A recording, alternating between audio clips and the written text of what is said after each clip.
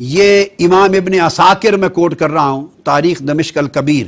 امام ابن عساکر روایت کرتے ہیں حضرت عبداللہ ابن عباس رضی اللہ تعالیٰ عنہ سے، فرماتے ہیں فلما ولد النبی صلی اللہ علیہ وآلہ وسلم اقا عنہ عبد المطلب بقبش وسماہ محمدا۔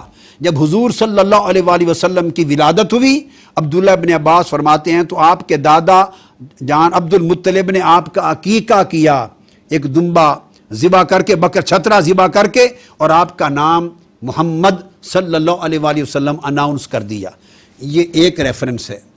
اب اسی طرح امام ابن عبد البر الاستیاب فی معرفت الاصحاب میں لکھتے ہیں، اکرمہ حضرت عبداللہ ابن عباس سے روایت کرتے ہیں کہ ان عبد المطلب ختن النبی صلی اللہ علیہ وآلہ وسلم یوم سابعہ وجعل له مأدبہ۔ حضرت عبد المطلب نے 7ویں دن حضور علیہ السلام کا عقیقہ کیا اور عقیقے میں چھترے ذبح کر کے آپ کا کھانے کا اہتمام کیا۔ اسی طرح زاد المعاد میں امام ابن القیم نے روایت کیا ہے، فرماتے ہیں ان جدہ عبد المطلب فرماتے ہیں سانا لہ مأدبۃ وسماہ محمدا۔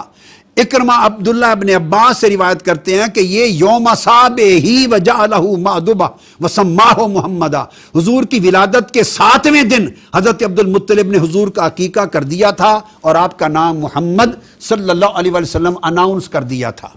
اب یہ امام جلال الدین سیوطی ہیں الخصائص الکبریٰ میں، ولما ولد النبی صلی اللہ علیہ وسلم اقا عنہ عبد المطلب بقبش وسماہ محمدا، آپ کی ولادت کے 7ویں دن آپ کے دادا جان نے آپ کا کر دیا تھا۔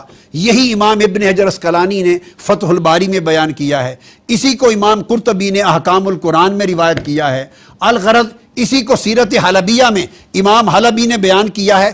تمام کتب اس بات پہ شاہد عادل ہیں کہ اور اس بات پر کوئی اختلاف نہیں ہے کہ آقا علیہ السلام کا عقیقہ ہو چکا تھا اور آپ کے دادا جان نے کیا تھا اور شریعت کے مطابق 7ویں دن کیا تھا۔